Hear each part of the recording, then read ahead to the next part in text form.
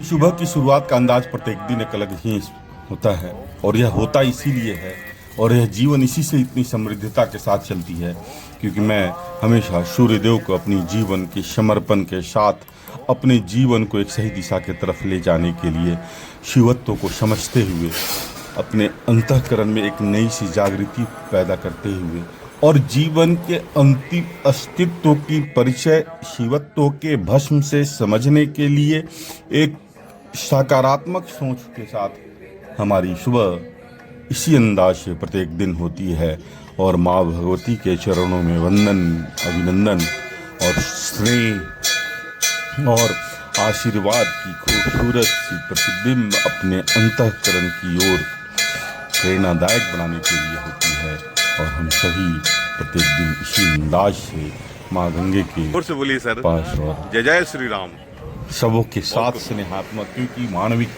लक्षणों की सबसे खूबसूरत तस्वीर यही होती है क्योंकि बिना भेदभाव, बिना किसी छल, बिना किसी प्रपंच के संबंधों को हमेशा प्रज्वलित करते जय श्री राम जय प्रकृति कहीं भेदभाव करती नहीं है, इसलिए हम भी अपने संबंधों में किसी भी तरह की भेदभाव न रखें। पर यह आसान नहीं लगता है कि जब प्रकृति के करीब आप जाएंगे, प्रकृति को समझेंगे, प्रकृति के विचारों के साथ अपने आप को जोड़ेंगे, यह सब उसी समय होगा जब अपने अंतःकरण में एक मजबूत जीवन शैली को समावेश करेंगे और एक दूसरे से हमेशा प्रेरणा लेते हैं। जीवन हमेशा प्रेरणा का नाम, जीवन में हमेशा एक प्रतिबद्धता चाहिए होती है और वह प्रतिबद्धता उसी समय संभव होती है जब आप जल्दी जगेंगे, सूर्यदेव के साथ अपने आप को जोड़ कर ईश्वर को समझने का प्रयास करेंगे और ईश्वर के सामने अपनी जीवन की चर्चा को, जीवन के चरित्र को सही से प्रदर्शित करेंगे। जीवन हम सभी परेशान आज के लिए कभी भी नहीं होते हैं, हमारी परेशानी कल आने वाले कल के लिए होती है। हम ये सोचते हैं कि कल आने वाला ऐसा होगा, कल आने वाला इससे अच्छा होगा, स्वर्णिम बनाएंगे कल आने वाले को। लेकिन जो बीता हुआ कल है उसमें भी आप कोई परिवर्तन नहीं कर सकते हैं और जो आने वाला कल है उसमें भी कोई परिवर्तन आप नहीं कर सकते हैं। परिवर्तन कर सकते हैं तो उस वर्तमान में, जिस वर्तमान में हम सभी जीना नहीं चाहते हैं, हम सभी उससे भाग कर, क्योंकि वर्तमान में रहना ही जीवन की सबसे बड़ी सबसे खूबसूरत तस्वीर होती है। और इसलिए मैं हमेशा बोलता हूँ वर्तमान में रहें, आज में जीने की आदत डालें, हमेशा जमीन से जुड़ कर रहें। जय जय श्री राम जय जय श्री राम जय जय श्री राम जय श्री राम राम राम जय श्री राम जय श्री राम जय जय श्री राम बोलो जय जय श्री। जिस समय आपको संबंधों में एक दूसरे से मिलने के बाद चेहरे पे खूबसूरत सी तस्वीर, खूबसूरत सी चमक, खूबसूरत सी स्नेह मिलने लगती है, उस समय आपकी जीवन शैली में एक सकारात्मकता, एक अलग सी ऊर्जा स्वतः प्रवाहित होने लगती है। उस ऊर्जा को प्रवाहित करने के लिए सबसे पहले आपको समझना पड़ेगा, सबसे पहले आपको जानना पड़ेगा और किसी और को जानने की कभी भी प्रयास ही ना करें। स्वतः को जाने, स्वतः की संबंधों को समझें, कहीं से कोई भेदभाव कभी न रखें, किसी के भी पीछे में कभी बात न करें। संबंधों की अगर मजबूती चाहते हैं तो सामने बात करें कि चेहरा हमेशा सामने ही चमकता है, चरित्र भी हमेशा सामने ही चमकता है और वह उसी समय चमकता है जब आप प्रकृति के साथ समझने के प्रयासरत रहें, नित्य नियमों के साथ रहें। खूबसूरत सी यादगार पल हमेशा जीवन को एक समृद्ध जीवन शैली की तरफ लेकर जाता है। और हमेशा जय फिट श्री राम। रहने के लिए एक प्रेरणा मिलती है। यहाँ जब आप हम जाते हैं, यहाँ पर जाते हैं तो यहाँ सबों के अंदर में जय श्री राम बोलो, हाथ जोड़ के जय जय श्री राम, जय जय ऊर्जा आती है, हल्की शक्ति आती है। हम एक दूसरे से हमेशा प्रेरणा लेते हैं, एक दूसरे से हमेशा प्रेरित होते हैं। यह लेन देन का बात होता है। प्रेरणा लेंगे तो आपसे कोई प्रेरणा लेगा, सांस छोड़ेंगे तो सांस आएगा, आशीर्वाद देंगे तो आशीर्वाद मिलेगा। क्योंकि कर्म फलती सदा सर्वदा है, कर्म तो हिसाब करती है। उसी तरह शरीर भी हिसाब करती है आपके साथ, संबंध भी हिसाब करता है। इसलिए हमेशा स्नेहात्मक बने, हमेशा जीवन को एक सही दिशा की तरफ ले जाने की प्रेरणात्मक रखें, सहयोगात्मक रहें।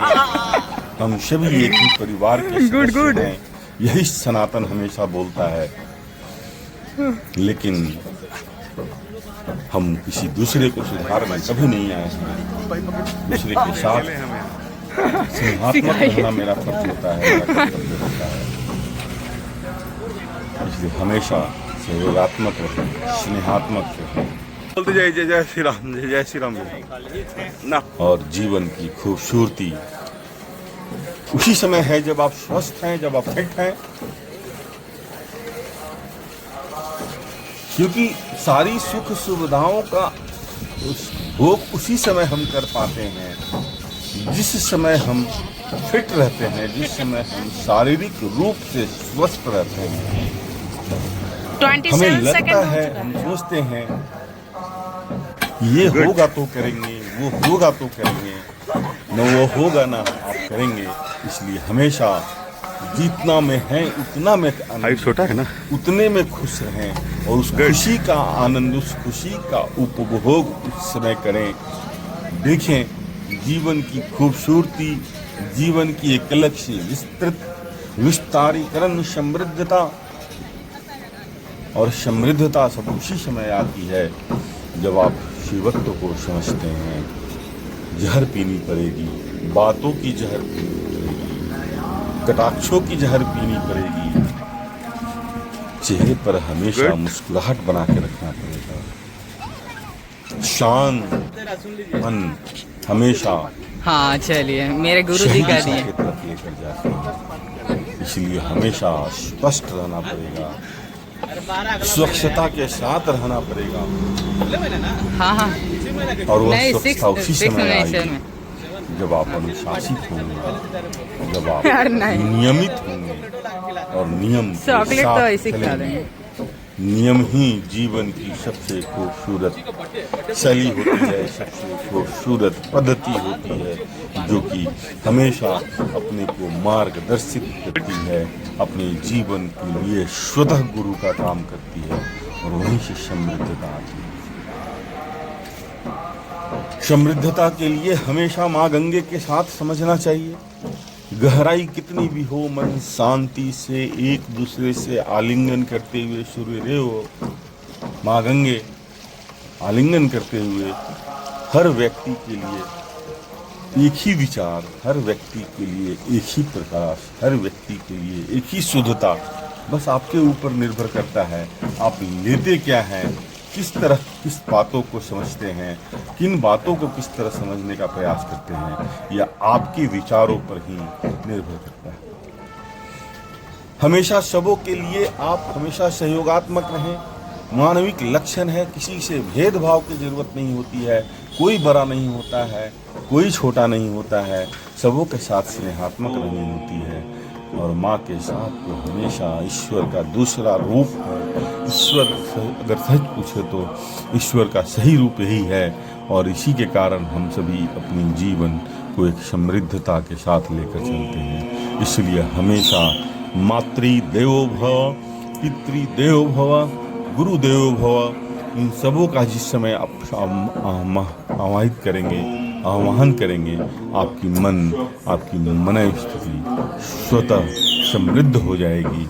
और सनातन की सबसे खूबसूरत, सनातन ही एक ऐसा धर्म है कि अपने मातृ के, अपने पितरों को मरने के बाद भी, नहीं रहने के बाद भी हम लोग जलार्पण कराते हैं और उनकी सुख और शांति के लिए हमेशा मन मस्तिष्क समृद्धता की तरफ लेकर जाते हैं। इसलिए हमेशा खुश रहना चाहिए, हमेशा मस्त रहना चाहिए और हमेशा स्नेहात्मक रहने की ज़रूरत